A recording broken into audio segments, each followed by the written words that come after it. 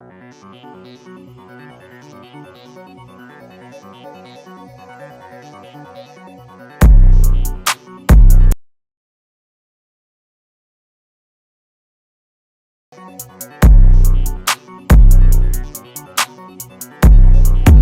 you know, we got Armani Caesar, Big Caesar, Buffalo Queen, Griselda, Empress. You know, her football team is in the playoffs cooking.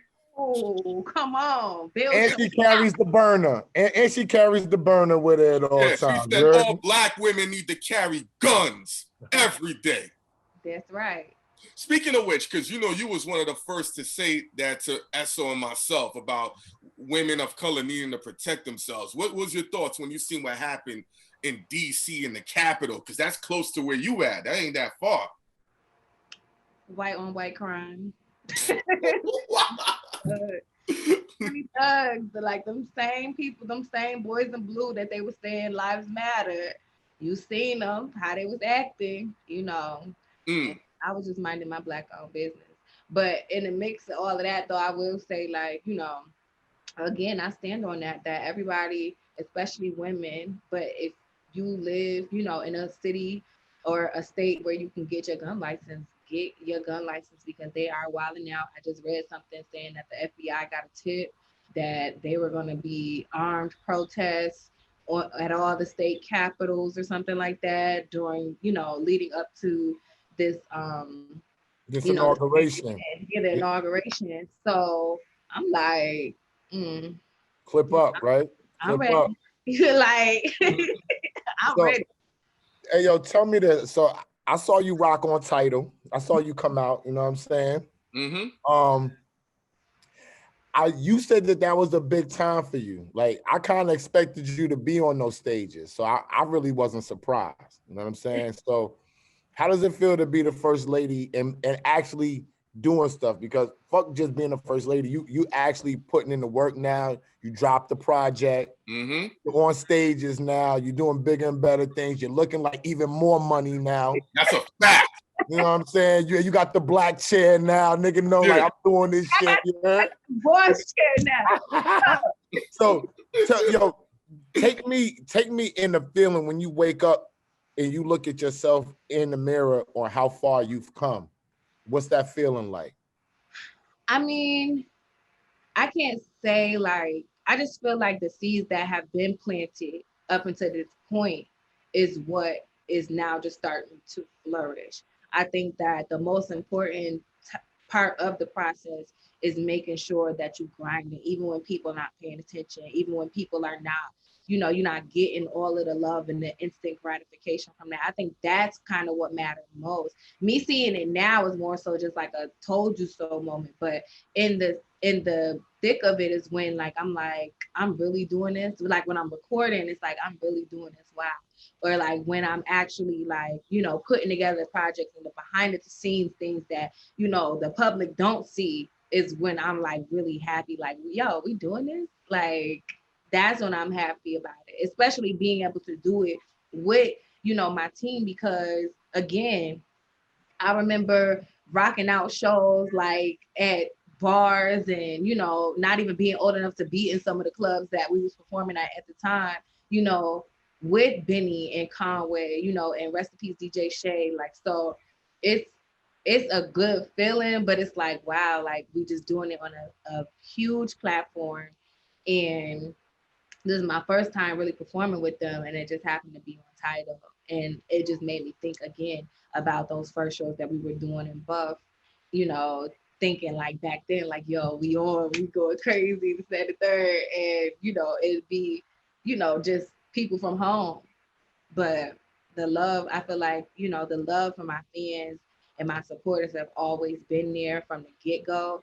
And I support and I love the ones that, you know, supported me back then so much more now, just because it wasn't as big as it is now. And they still show me so much love, you know? Mhm. Like that's kind of what helped me get to this point.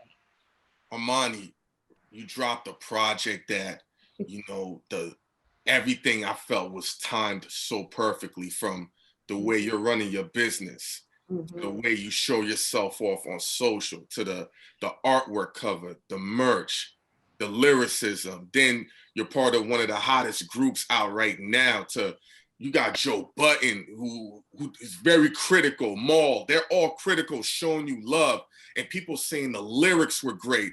Like, how nervous or how much anxiety did you have? Did you expect your project to receive that level of acclaim and attention? Because, you know, it's tough for a woman, even with the explosion of women artists.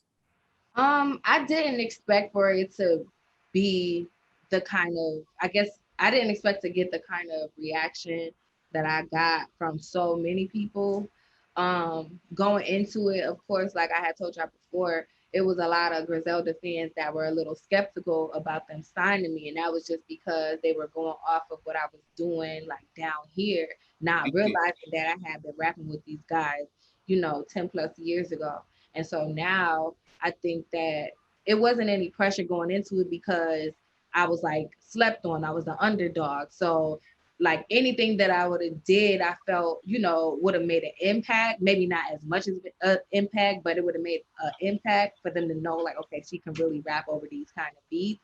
And now it's like, if anything, now it's like pressure because now they know what to expect and they want it to be even better. But essentially, Wes tell me all the time, like, just have fun with it. Like, if we having fun with this, if we can't have fun with it, if we can't enjoy ourselves, then there's no point in doing it at all. That's how I feel about what we're doing.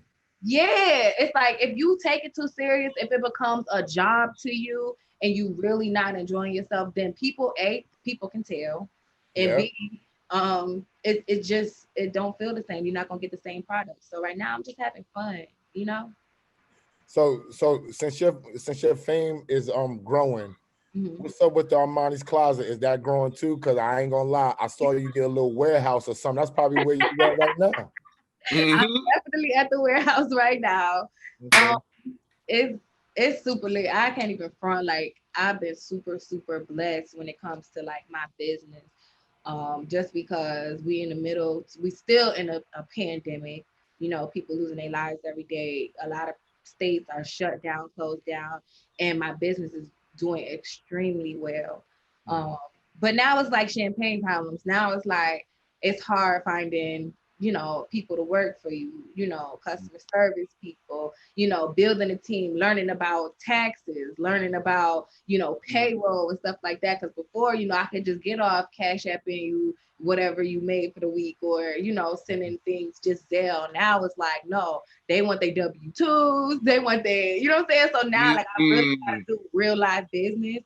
And I'm just growing and I'm learning with my company. Like, we growing up together. And it's like I said, it's a champagne problem, but it's very much like another stage. I'm like at a different level now, and people are expecting a lot more.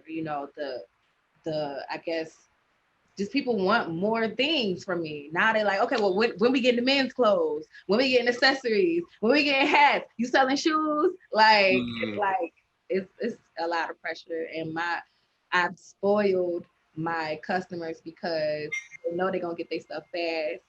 I ship out same day all the way up until 4 p.m.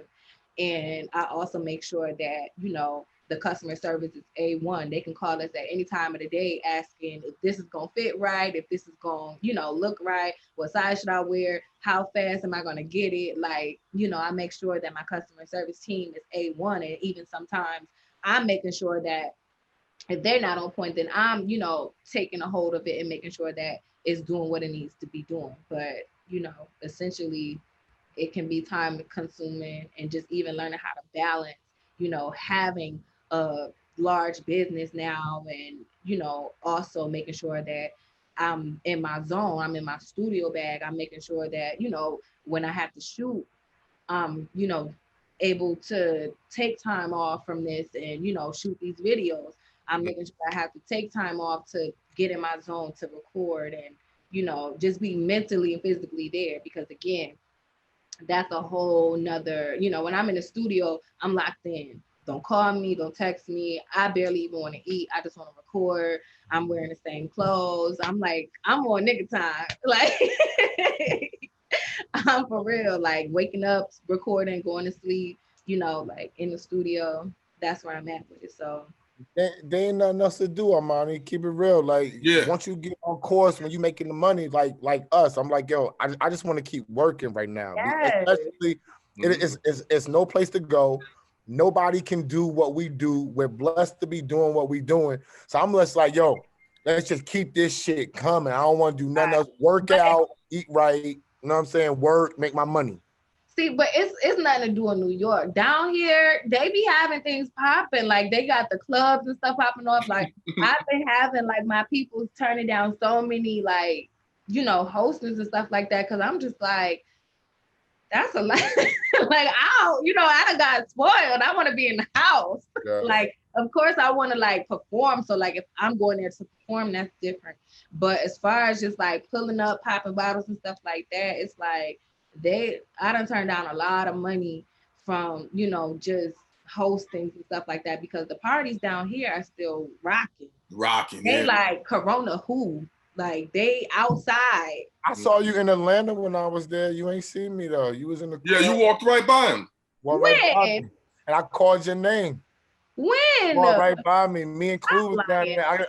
It was a minute ago. It was down there for some shit in Atlanta, and you was in the club. Was it I only went to Atlanta and went out 2 different times. It was for the conflicted sound. Well, the conflicted world. You was in there with other female rappers. I forgot what it was. It was you. I saw you. You ain't seen me though, cause I was with a female rapper. Yeah. You wasn't with her, but y'all was in the same place. Yeah. And I had a mask on, so you wouldn't know it was me because I was the only one that had a mask on. I was the only one that had a mask on, and you walked past me, and I was like, Armani, and you turned around real quick, and you kept it going. You was leaving. Oh yeah, I don't play when it comes to leaving the club. I was leaving. I just let you go. I say, yo, I got a mask on. I ain't gonna be able to be like, yo, it's me, all that bullshit. Not even that, but like the state that it's in right now for rappers, and how Atlanta gets down. I don't really play around when it comes to like leaving the club anyway. Like people like parking lot pimp, all of that. Like I be gone. I mean, I ain't never been cool. Like y'all from New York, so y'all know. Like, yeah, we know. Like, I play in them parking lots. Like we leave the club, you leave before the lights get on, and you hit skates. Nah, I don't play. Because you just brought something up real interesting. Now, speaking to what happened to your family member, your label mate, your brother Benny. First of all, we want to know how he's doing, how he's feeling mentally now, and how did it affect how you maneuver, especially as a woman being in the South? What are some steps you take to protect yourself now going forward, Just staying more alert. I feel like, a lot of times we don't feel like things will happen to us like in broad daylight, especially like the type of guy that Benny is. Like he not the type that you would think could get robbed because you could ask him for anything and he gonna you know what I'm saying? Like whoever it was could have asked him for some money or he would have donated to whatever, you know what I'm saying? They had going on just because he a real nigga. And like for them to try to do that, I think it was more so like a clout thing, but and then because we understand like, people was hungry and stuff like that.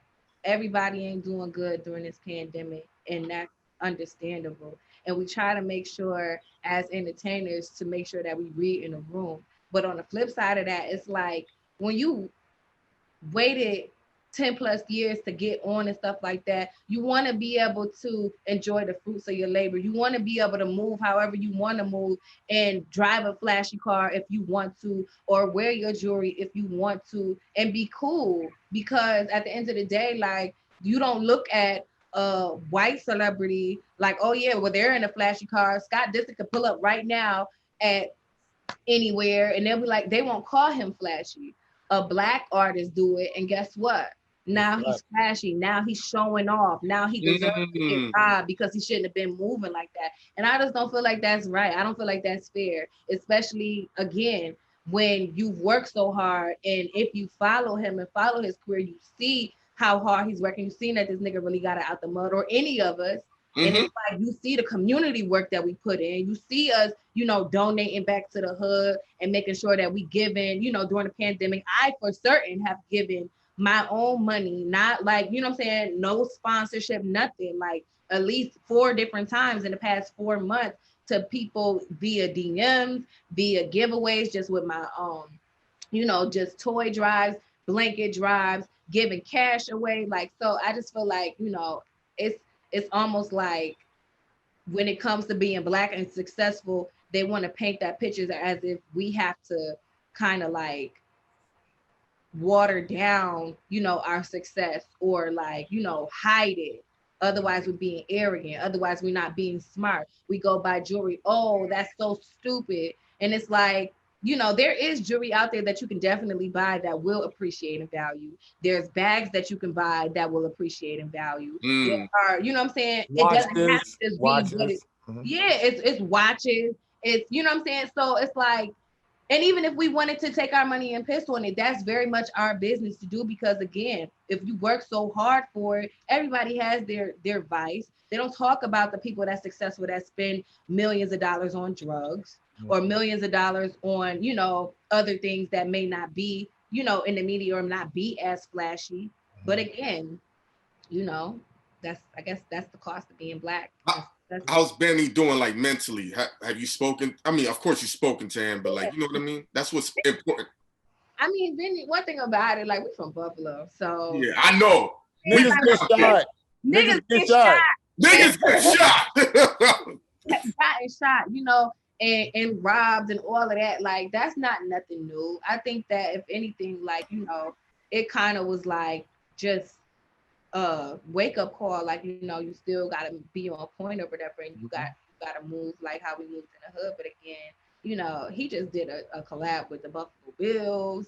You know what I'm saying? We out here doing good. His merch doing good. Family doing good. Like, we straight. You know. Just thank God he's alive.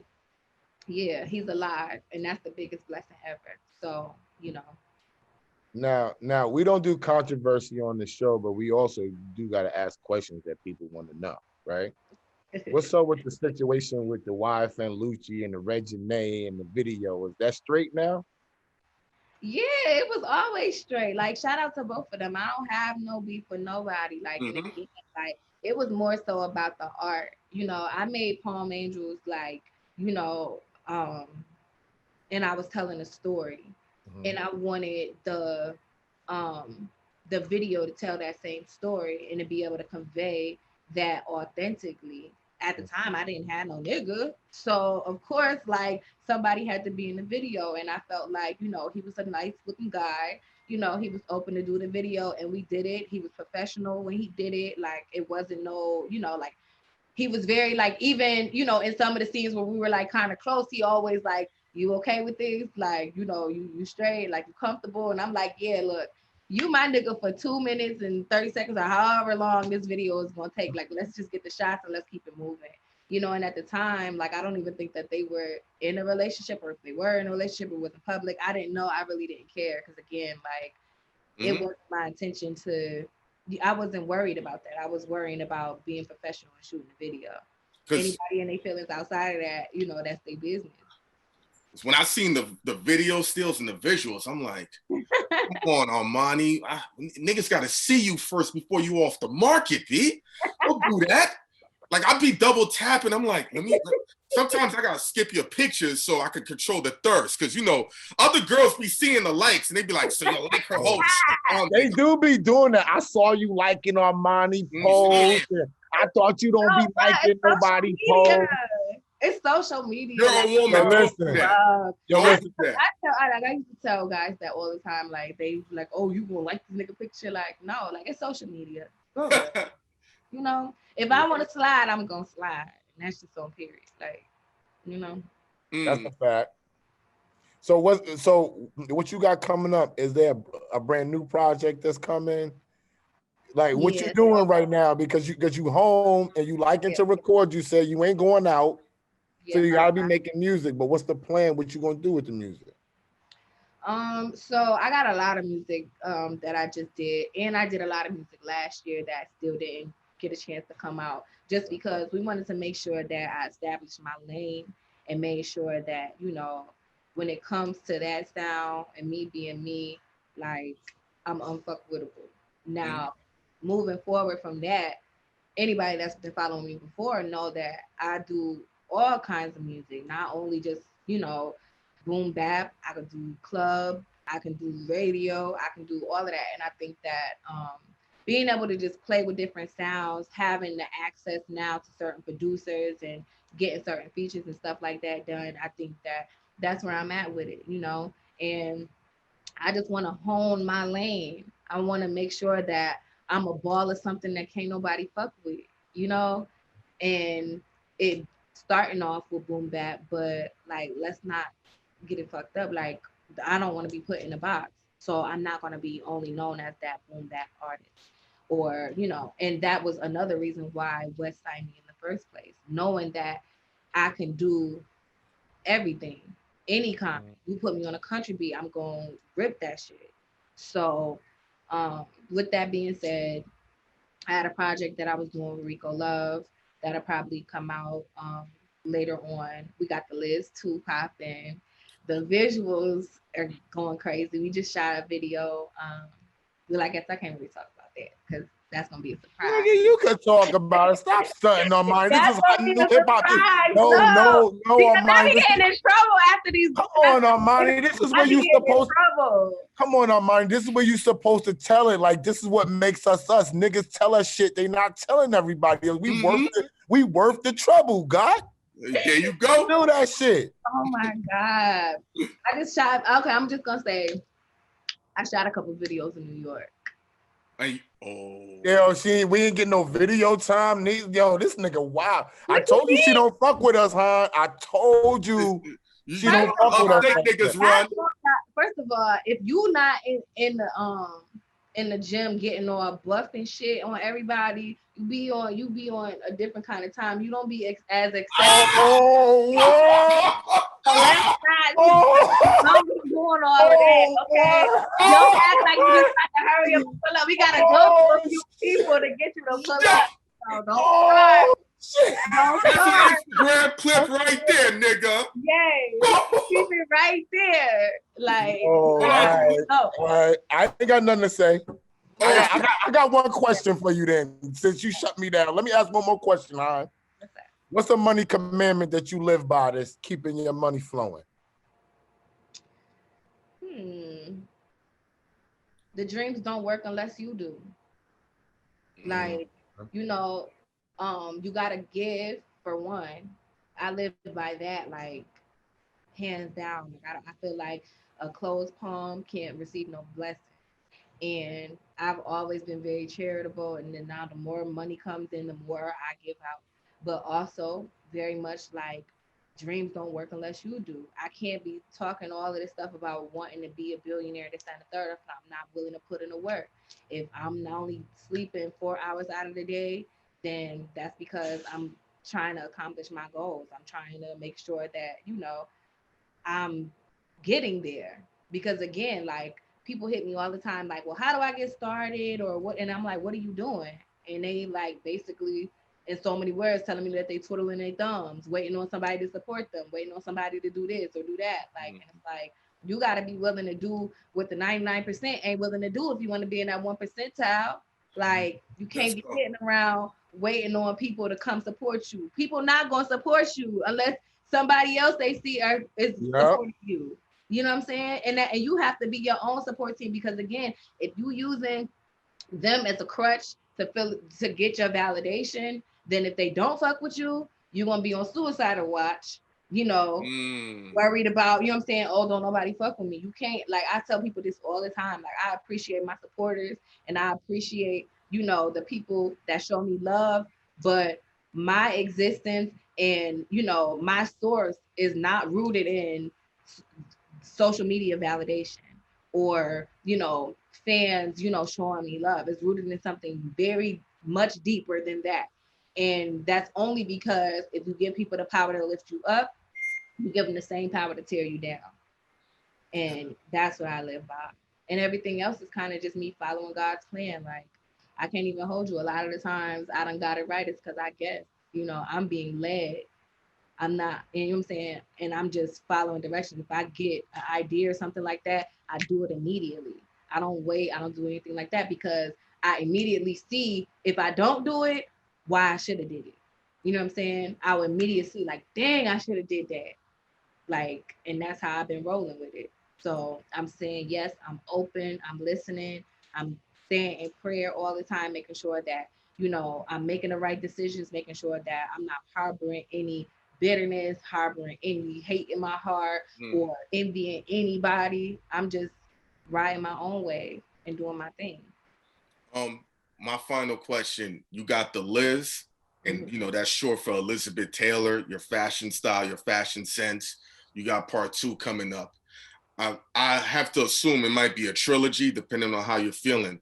Any plans to do another trilogy or using an iconic woman, but a woman of color? Because a lot of the times, I think, we don't give like women from the past, like who came up with Elizabeth, that same energy. Maybe it'd be a way for you to honor that and also give light to it and give a different subject matter to your music. That's just my thought, Monty. Right. No, I feel you on that. And the thing is, it's like if people listen to the Liz, all of the songs are based off of a different female. You know, even the Roy Ayers beat. Roy Ayers produced half of Coffee Brown. You know what I'm saying? Or all of Coffee Brown, which was Pam Grier's like biggest, like movies back then.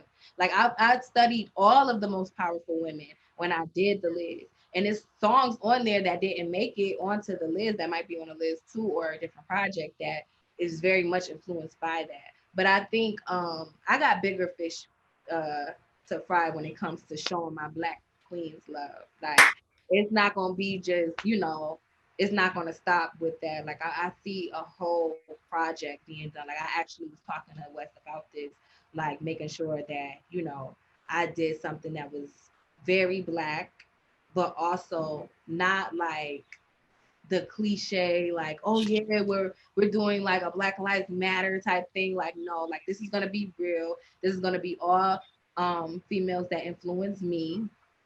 And it's gonna be all females that were strong and Black. So I mean, a part of me at first, because I did get some backlash. People wrote think pieces on the fact that there was a white woman on the cover, and I did give her a little bit of color. She is kind of like, kinda dark. Because again, this is art, and a part of me, like again, like what I was saying, like a part of me was like, dang, like, this generation, you can't do nothing without somebody feeling away or not feeling included. Like I grew up 90s baby, really just soaking in all of everything that I was seeing, and it wasn't until I got older that I did my research. I took that first hip hop and context class with Ninth Wonder that I really like got into like, the Roxanne Shantays, and then reading up on like Queen Latifah and how she, was studying Angela Davis and, like those like pro-Black, female activists. I didn't learn that until I was an adult.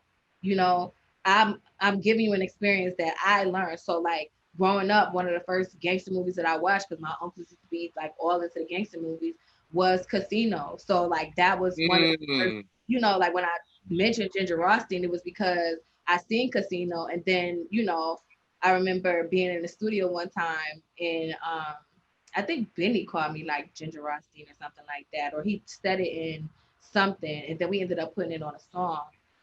It's on my first mixtape called Bath and Body Work. I never forget. But then, I just thought that it was cool. Later on in life, I grew to not even like Ginger Rothstein as far as like as a person.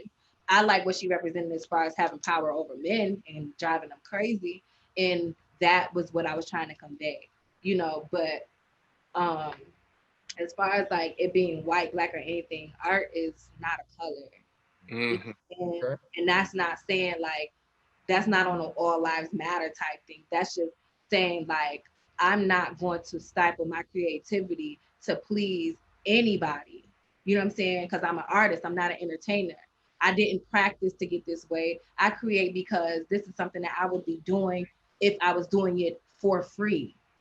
You know what I'm saying? So I do this. It almost be like, you know, like I do it because I just love to do it. And when I am creating, it's not anybody writing anything for me. It's not me going into the studio saying like, I'm about to put out this kind of project, or I'm about to do this club song, or I'm about to do this anything.